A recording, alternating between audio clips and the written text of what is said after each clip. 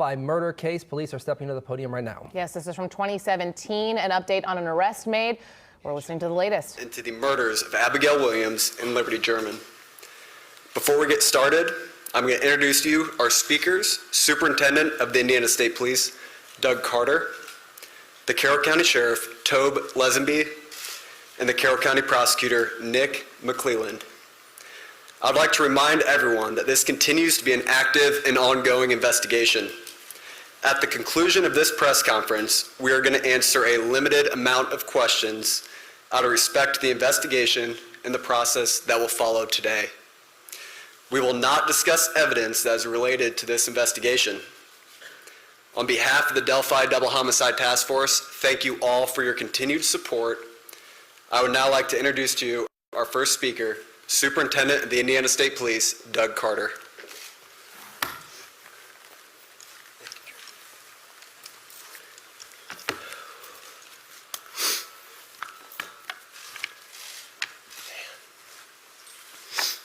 Give me just a second here.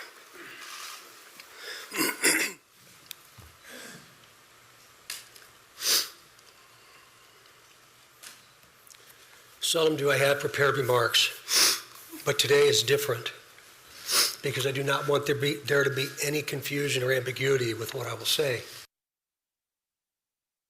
Today is not a day to celebrate, but the arrest of Richard M. Allen of Delphi on 2 counts of murder is sure a major step in leading to the conclusion of this long-term and complex investigation.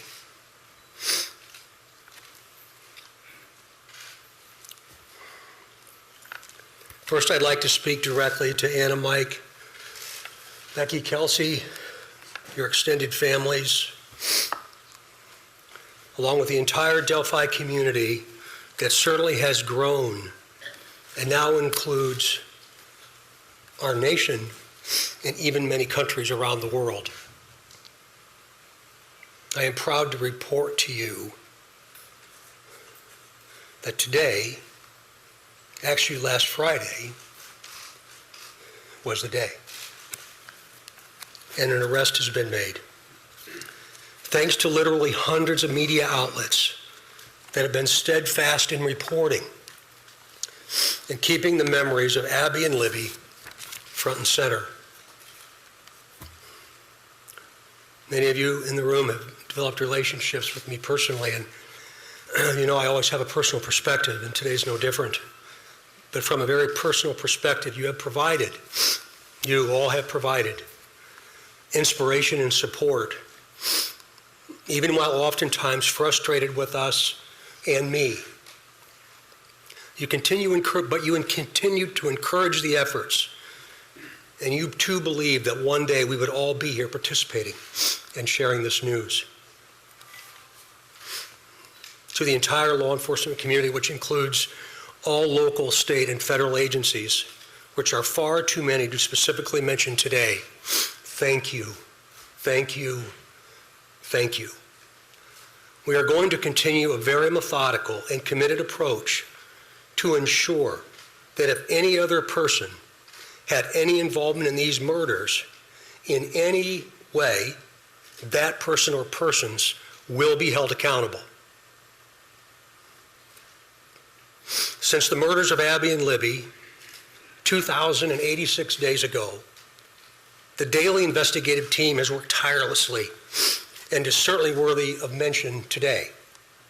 Specifically, Sheriff Lesenby, the Sheriff of Carroll County, Detectives Tony Liggett, Detective retired Kevin Hammond, former Delphi Chief and now the prosecutor's investigator Steve Mullins, State Police First Sergeant Jerry Holman, Detectives Jay Harper, Dave Vito, and Brian Harshman, along with members of the United States Marshal Service, specifically Agent Jeremy Clinton and Agent Bill Colfers. With them today is Dan McLean, the U.S. Marshal, appointed U.S. Marshal.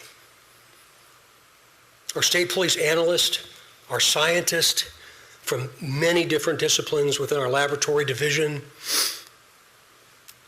Mrs. Kathy Shank, for your incredible dedication to detail, and to so many others that I know I've missed. I really believe that Abby and Libby would be proud of you for standing strong, even in the face of immense pressure and perpetual criticism. Some of these individuals have postponed retirement, passed on promotional opportunity, have dedicated personal time away from their families, given up nights, weekends, and holidays, all while in the pursuit of accountability for Abby and Libby. I know that today's announcement will not diminish your resolve, and I hope you have found just a bit of peace in this most complicated world. This is really important. While I know you are all expecting final details today concerning this arrest, today is not that day. Today is not that day. This investigation is far from complete, and we will not jeopardize its integrity by releasing or discussing documents or information before the appropriate time. Prosecutor Nick McClellan, of course, will share additional information about what we can and cannot say, and also explain to you why the probable cause affidavit is temporarily sealed by the court and not available. And by the way, he has been a tremendous asset to this team. I'm yet again asking you for your patience and please your understanding while our system of due process works. Also remember that all persons arrested are presumed innocent. All persons arrested are presumed innocent. You all will have an innate desire to subjectively interpret and then report what you think. We in the law enforcement realm cannot, and you should never allow us to, talk about what we think concerning facts, but rather discuss and share at the right time what it is we know. The time will come when additional details can be released. But again, today is not that day. It's about Abby and Libby, their families, and this community, this nation, and even our planet. The prosecutor has been very clear with law enforcement about what his expectations are, about what can and cannot be released, shared, or discussed. So we will, of course, comply. If you choose to be critical of our silence, be critical of me, not the front line. These are the folks that have committed their entire lives to a successful conclusion. In other words, a guilty verdict. As we move to the next phase of this investigation, I will continue to offer all resources that the ISP has to not only the investigative team that I anticipate growing, but also to Prosecutor McClellan as we prepare for the coming months. Again, Nick has been very resolute and very clear, and I'm most grateful for his leadership. And it's going to be really important as we move forward. Please continue offering tips that you would like to share. The many avenues to report will remain open and will be available to all. Please continue doing that. In closing, I stand before you in this church and very place where we held our first briefing nearly 6 years ago, and just hours after the murders of Abby and Libby. Right here.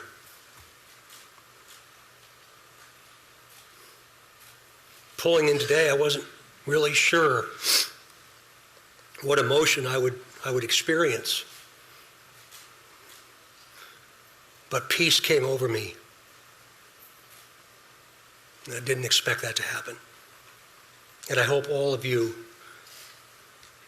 with all the different responsibilities you have from around the planet today, have felt some of that as well. But remember, we're not done. I think what we all have experienced proves that together there's nothing we cannot do. But more importantly, giving of ourselves, all of us,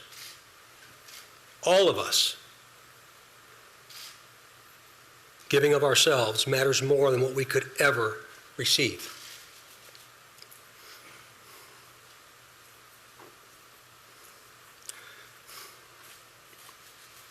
Abby and Libby, though in death, have had a profound effect on so many of us, on how we live, and as importantly, who we all should be. I would now like to introduce to you my friend and the Carroll County Sheriff, Tom Ledsby, for his remarks. Sheriff.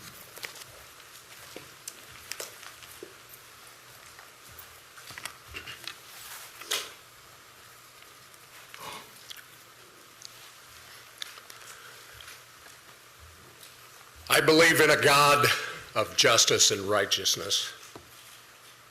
Today, I believe that same God has provided us with justice for Abby and Libby.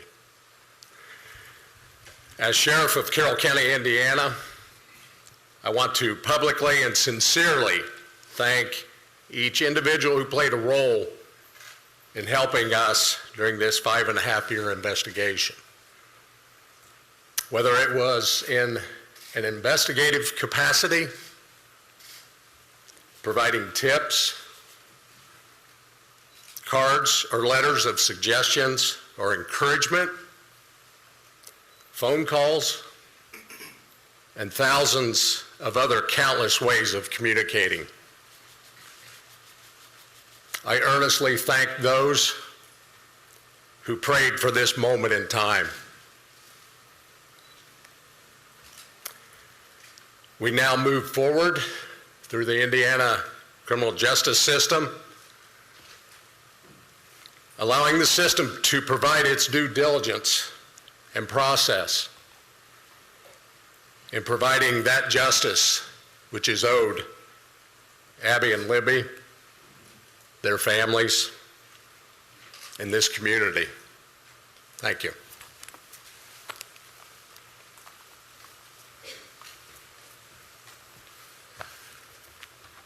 Welcome, everybody. My name is Nicholas McClellan. I'm the Carroll County Prosecutor, and before we get started, I want to reiterate some of the things that Sheriff Lesenby and Superintendent Carter stated. I first want to thank both of them. They've been a great support to my office throughout this investigation.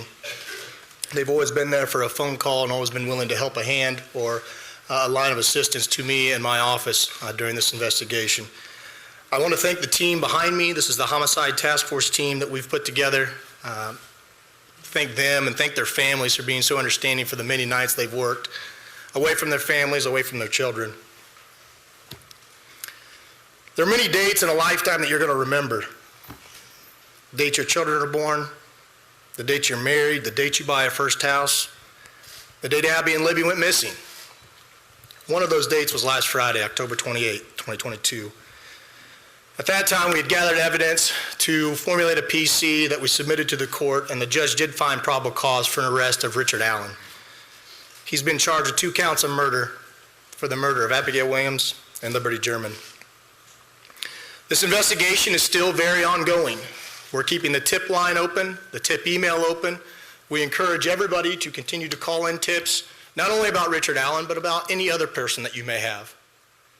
For that reason and for the nature of this case, the probable cause and the charging information has been sealed by the court. I've been very clear to everybody that per the court order, we cannot talk about the evidence that's in the probable cause or the evidence that's in the charging information. That will become evident to you at some point and it will be released, but right now is not that day. Today's about Abby and Libby, focusing on them. Mr. Allen has had his initial hearing. He's entered a preliminary plea of not guilty. The matter's been set for a pretrial on January 13th at 9 a.m. 2023, and a trial date of March 20th, 2023 at 9 a.m. He is presumed innocent. We will have an opportunity and day in court when we can present the evidence that we have against him. But until that day, he is presumed innocent. I want to open it up to a few limited questions from the audience. But again, keep in mind, we are not going to talk about the evidence that we have in this case or about the charging information. We cannot. Those things have been sealed by the court. And so I want to open up a few questions. Prosecutor, when did Richard Allen become a suspect, and do you think he acted alone? Again, that's part of the investigation, so I'm not going to talk about those things. What I can say is that we have probable cause established by the court for his arrest, and he is in custody. He's being held currently without bond. How long has he been a suspect? I'm sorry? Is Mr. Allen connected? Again, that gets into the evidence we have of the investigation, and I know from everybody it's frustrating. I know everybody, not only reporters, but the family, everybody wants to know more information. I understand it's frustrating, but my goal is to maintain the integrity of this case. Is there a degree that goes? Superintendent Carter, you had said that you believe that you had spoken to the suspect or the suspect's family 2 years ago. Is this man one of those people? Again, I appreciate the question, but we're getting into the timeline of events, and today's not the time to do that. Can you talk about how rare it is? Family, I know you've had a lot of conversations with them. You were almost in tears pretty much when you started off this press conference. Can't imagine how emotional it is for everybody that's worked on this case. What was your conversation first like with the family of Abby and Libby when you were able to tell them you finally got the suspect? It was a very personal moment for me, and I think it was a very personal moment for them, for all of us that have had interaction with the family. We developed a relationship that I think is going to last at least one lifetime, and maybe a second. So it was a very, very, very sad yet a very humbling experience. Superintendent, you asked for tips, protective work, there was a reward for $325,000. Did this all come together to make this nexus? Is that the combination of all three things that led us to this day, or is it one or the other? Well, eventually you'll be able to see what led us to this day, but again, today's not that day. To include the reward, you mentioned that, Raphael, about the reward itself, and again, very premature for us to talk about that. There's still a tremendous amount of work to do. What would you say that Abby and Libby have taught you in depth that we can remain to continue on with and on?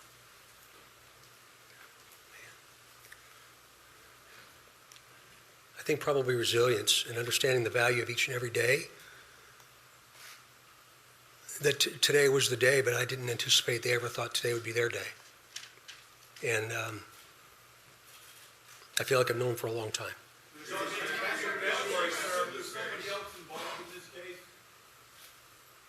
Excuse me? Do you assume there's any other individuals involved in this case? We haven't closed the door on the investigation, and so that's why we keep the tip line and the tip email open. And so we're not presuming anything at this point, but we're going to continue to take tips, continue to take any information anybody has, and as we've done with all the information we've gathered, we're going to look at that and examine that and see where it leads us. Mr. Prosecutor, can you explain the law? You've asked the court, based on this investigation, that these documents should remain out of the public view. Can you explain, without getting into the details of what's in the documents, but this is not regular, usually a public hearing is held, we should be able to see all the documents, right? Sure, But sure. you made a decision. Can you explain your decision as to why you believe that maybe for the next 30 days, no one in this room should have access to those records? Sure, it is unusual. We don't do it very often in all the cases that we handle here in Carroll County. We did it in this case because the investigation is still open. And while all cases are important, the nature of this case has some extra scrutiny with it. And so my office, felt it was important to seal those records. There will be a public hearing on whether or not those records are going to remain sealed or not. There'll be public notice for that hearing so that everyone can attend, but there will be a hearing to determine whether or not they're going to stay sealed. But for now, to me, it's about protecting the integrity of this case. I want to have an opportunity at some point to have an opportunity in court to explain the evidence and for that not to be tarnished or tainted or anything like that. Again, he's presumed innocent, and so it was important for me in this case to do that. Hold on just a minute. We're not going to comment on that right now as part of the investigation. Again, we just encourage everybody to continue to call in tips if they have them about anybody, and we'll examine those tips. How does it feel for you guys to have searched nationwide for nearly 6 years, going all over the place, only to find your guy, down the street from your office? That's a hard question to answer. It's a mixed emotions. I've been watching the news all weekend like everybody else has, and I think a lot of the members of the public said it right. It's bittersweet. It's a step in the right direction. It's concerning that he's a local guy. So I think just different emotions. Again, this is a step in the right direction. This is the first step into getting into court and having a trial. And so.